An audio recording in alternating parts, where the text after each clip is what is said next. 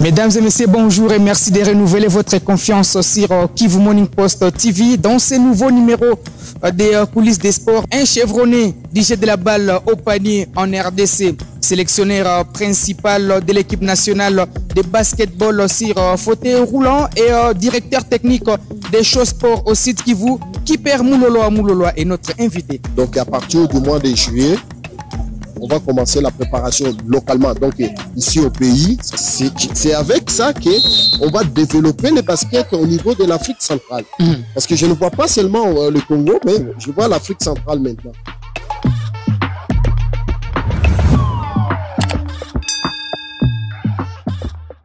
Allez, je l'ai annoncé, il est avec nous sur ce plateau de Kivu Morning Post TV, le coach Kiper Mouloloa. Coach, bonjour et surtout bonne arrivée. Bonjour.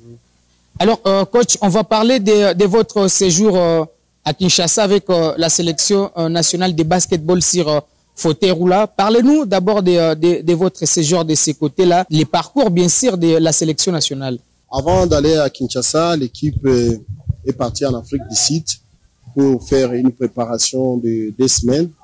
Malheureusement, moi, je n'étais pas là parce que j'avais d'autres choses à travailler avec mon équipe là où je travaille. Alors, je demandais juste la période de la compétition, c'est là où je devais me rendre à Kinshasa. Mais l'équipe des filles et des garçons sont allés en Afrique du Sud pour 2 semaines. Et moi, je les ai retrouvés à Kinshasa, juste 2 jours avant que la compétition commence. Et après, on a commencé la compétition, on a livré 3 matchs. On a livré 3 matchs. Et les 3 matchs étaient en tout cas positifs pour nous. Et chez les filles, il y avait seulement 2 matchs, donc aller-retour, parce que la République centrafricaine est venue, mais les Camerounaises n'étaient pas là.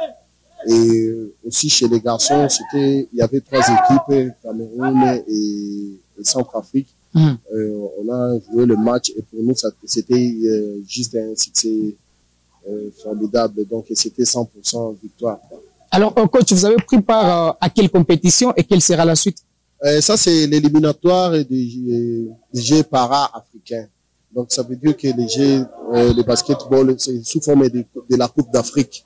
Alors, c'était l'éliminatoire. Maintenant, dans les basketball sur fauteuil, à chaque fois, quand il y a des étapes ou bien des fenêtres comme ça, on doit terminer par la finale, quoi. On doit terminer la finale, on doit remettre des trophées, on doit donner des médailles. C'est comme ça qu'on termine nos phases à nous. Maintenant, comme on a terminé cette phase, il y a eu des récompenses qui ont été données auprès des athlètes. En Afrique centrale, il y a eu au moins 3 athlètes du Congo qui ont été dans les 5 majeurs. Parce qu'à chaque fois, à la fin de chaque compétition, on doit donner 5 majeurs, donc 5 meilleurs joueurs dans chaque poste. Ok.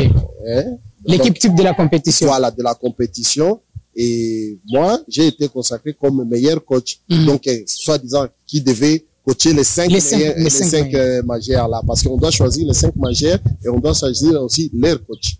Alors, moi, j'ai été consacré meilleur coach de l'Afrique centrale parce que ça, c'était l'éliminatoire de l'Afrique centrale. Et nous, on a été qualifiés et c'était ça. Meilleur coach de l'Afrique centrale, 3 athlètes retenus dans l'équipe type. Je crois que ce n'est pas un fruit du hasard. Alors, coach, quelle sera la suite pour vos athlètes? Oui, vous savez très bien que la façon dont nous, on est en train de travailler, à chaque fois, on fait des sorties pour aller préparer à l'étranger. C'est ça le fruit. Et on se compare avec d'autres équipes qui se trouvent à l'étranger. Et c'est ce qui nous aide de plus à évoluer. Comme c'était pour la première fois qu'on organise ça ici chez nous, en tout cas, c'était une réussite totale de la part de la fédération FECOBAF. En tout cas, c'était une réussite totale. Et la prochaine phase, ce sera la phase, je peux dire phase finale, quoi. Et ça sera au Ghana. Et il y a déjà 10 pays qui sont qualifiés chez les messieurs et il y aura 8 pays qui seront déjà qualifiés chez les dames. Alors, vous avez eu un stage de 2 semaines pour préparer les éliminatoires. Maintenant, là, c'est une phase finale. Est-ce que vous avez déjà un calendrier pour préparer cette compétition? Oui, exactement. On avait une petite réunion technique ce matin avec d'autres collègues.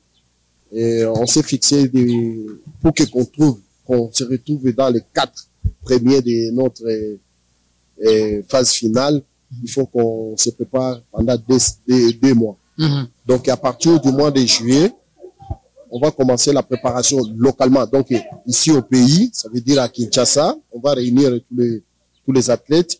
Et au mois d'août, on va voir comment est-ce qu'on peut se déplacer pour l'Afrique du Sud, parce que l'Afrique du Sud, c'est ça notre base. C'est là où on a plus de matériel approprié pour s'entraîner. On a les terrains qu'on nous donne gratuitement pour travailler. Et le 1 mois là, c'est maintenant que je dois faire le plan général technique de ces 2 mois et que je dois soumettre aussi à la fédération pour voir ce qu'on peut améliorer. Vu cette compétition qui vient de se terminer, on a détecté des failles qu'on doit travailler plus et on doit analyser. Et c'est dans cette période même de préparation où, avec mes collègues, on doit voir comment analyser les matchs des autres zones pour voir comment est-ce qu'on peut voir le point fort et le point faible de nos adversaires. Donc, la préparation va nous prendre 2 mois.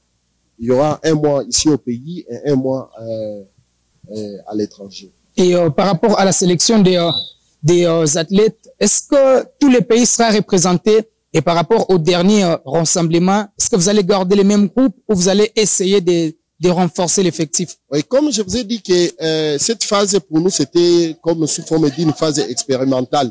On a essayé de voir, parce qu'on a réuni 22 garçons et 20 filles. Alors, parmi les 22, il y avait 12 qui étaient sélectionnés. Maintenant, parmi les 12 qui étaient sélectionnés, c'est sûr qu'il y a eu des failles pour certains qu'on doit corriger. Maintenant, le rassemblement qui doit se faire, ça sera uniquement pour 15 personnes. 15 personnes. Et il y aura maintenant là à éliminer 3 pour qu'on trouve 12 personnes. Au lieu de rassembler encore les 22 ou bien les 20 filles. Donc, on aura à rassembler seulement 15 filles et 15 garçons. Et puis là, on aura seulement à faire sortir 3 pour chaque équipe. Et là, on aura une équipe qui peut faire, qui peut commencer les préparations de la phase finale de la Coupe d'Afrique. Et vous allez vous concentrer sur quelle ville? La concentration sur quelle ville? Surtout les athlètes. Les choix des athlètes. Oui, vous savez très bien que toutes les villes sont représentées, les villes où on a les basketballs sur fauteuil. Parce que là maintenant, il y a à peine 1 mois et demi, si c'est 1 mois, je ne sais pas. Il y a Ituri, il y a Maniema aussi qui vient d'entrer. Alors, pour le moment, c'est trop tôt de prendre des athlètes là-bas parce qu'ils sont déjà dans la phase des fondamentaux, quoi. Mais il y a les provinces où il y a déjà des activités, on travaille avec eux. Il y a Sud Kivu, Nord Kivu, Chopo, Lubumbashi et Kinshasa. Ce sont les athlètes qu'on doit cibler là-bas et je crois que la représentativité sera respectée. Entre votre poste en club et votre poste également en sélection nationale, comment vous allez gérer les deux? Surtout que votre club arrive dans une étape où les dirigeants veulent avoir des résultats, mais également en sélection nationale, vous avez besoin également du rendement. Oui, mon club par rapport à les clubs de basketball. Ouais, votre club de basketball. Ok, donc là, vous savez, les postes sont différents. Là où je travaille, je suis directeur technique et là, je suis coach national. Donc, le rôle d'un directeur technique, c'est la planification. Donc, je dois planifier les entraînements, je dois planifier tout et je discute avec mes coachs et je peux les laisser et puis ils vont travailler. Moi, je fais juste les suivis. Mais de l'autre côté, sur le basketball sur fauteuil, je dois coacher. Donc, je dois être sur terrain directement. Mais dans le basket normal, je dois être à côté. Je ne suis pas sur terrain. Donc, je peux planifier avec les athlètes et les coachs et ils peuvent travailler comme ça. Alors, coach Kipper, vous êtes un ancien patron de l'encadrement technique de PGB à Goma. Aujourd'hui, vous travaillez avec Show Sport. Parlez-nous de l'adaptation de ces côtés-là, puisque vous êtes en train de découvrir les sites Kivu après un très grand parcours au Nord Kivu? Oui, vous savez très bien que ça fait au moins 3 mois que je suis à Bukavu, comme directeur technique des choses sport, mais moi je vois en général, je vois les baskets en général. Bon, dans mon équipe, en tout cas, ça va, ça évolue très bien, c'est un peu différent de ce que j'ai vécu ici à PJB, parce que ça c'est une équipe, et PJB c'est une académie. Donc là, on est là pour former, mais là, on est là pour donner, par exemple, des stratégies, quoi. Hein? On analyse des matchs, on doit donner des stratégies. C'est ça la différence qu'il y a entre une académie et une équipe. Là, il faut mettre des stratégies en place. Une équipe, on a des athlètes déjà qui sont expérimentés. Il faut déjà les résultats là-bas. Voilà, là, il faut les résultats. Maintenant, ici, c'est la formation. À l'académie, c'est la formation. Alors, je me suis déjà adapté parce que c'est cette transition-là qui était un peu compliquée. Ouais, parce que vous savez très bien, quand tu quittes une académie, il faut changer directement la philosophie. Ce que je viens de vous expliquer là, il y a la formation et il y a déjà les résultats. Et s'il y a les résultats, il faut faire des analyses de matchs des adversaires pour voir comment est-ce qu'ils jouent et pour voir comment est-ce que vous pouvez faire, disons, contrecarrer leur défense et leur attaque. Et donc, à chaque week-end, comme il y a des matchs, il y a des nouvelles stratégies que tu dois mettre en place pour le match qui suit. Donc, c'est ça la différence qu'il y a entre une académie et une équipe. Mais la transition n'était pas facile. Maintenant, pour le moment, ça va très bien et je suis en train de m'en sortir. Alors, coach, pour finir, parlez-nous en bref de Kipper Mouloloa, comme d'abord athlète et aujourd'hui comme entraîneur. Oui, et Kipper Mouloloa a commencé le basket ici à Goma comme athlète, ici même à la Maison des Jeunes, avant l'éruption volcanique. C'était en 1999, si je ne me trompe pas. C'est en 1999, ici à la Maison des Jeunes. Et je fais 15 ans avant que j'embrasse la carrière de coaching. J'ai joué dans plusieurs équipes, notamment Goma Bills. J'ai eu la chance aussi de partir avec beaucoup d'équipes du Nord Kivu à la Coupe du Congo. Il y a, je suis parti Goma Bills, Relax, Ouragan, Ouragan de Butembo, PJB, 2 fois, je me souviens, PJB, et par ça, j'ai embrassé la carrière de coaching, mais je faisais les deux, coach en même temps joueur. J'ai commencé avec les filles et j'ai joué chez les garçons. Et après un moment, j'ai vu que ça devient un peu lourd.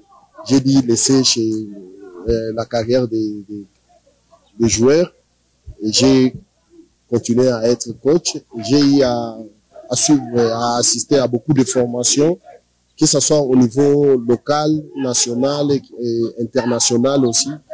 J'ai eu à faire beaucoup de formations et là maintenant je suis en train de voir comment, parce que dans mes ambitions c'est pas être coach, parce que il y a au niveau de l'Afrique centrale on a carence des instructeurs.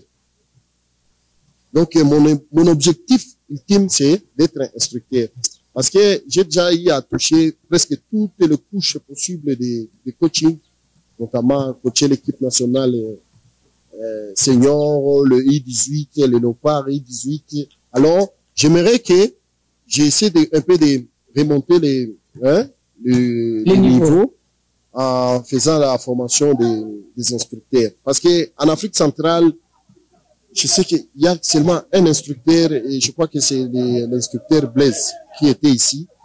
Et j'aimerais aussi faire ça. Parce que si j'atteins ce niveau-là, je vais aider aussi l'Afrique centrale à évoluer, à produire beaucoup de coachs. Parce que au Congo, il n'y a pas des instructeurs. Au Rwanda, il n'y a pas. En Ouganda non plus, il n'y a pas. Alors, c'est ça mon objectif ultime, d'être un instructeur. Je ne voulais pas rester seulement coach, mais je voulais être instructeur. pour former d'autres coachs. Et c'est avec ça que on va développer les baskets au niveau de l'Afrique centrale. Parce que je ne vois pas seulement le Congo, mais je vois l'Afrique centrale maintenant. Ok, merci coach. C'est un plaisir pour nous de parler de la sélection nationale. Merci en tout cas. Allez, ça sera tout pour la production d'aujourd'hui. On se fixe rendez-vous très prochainement avec un autre invité.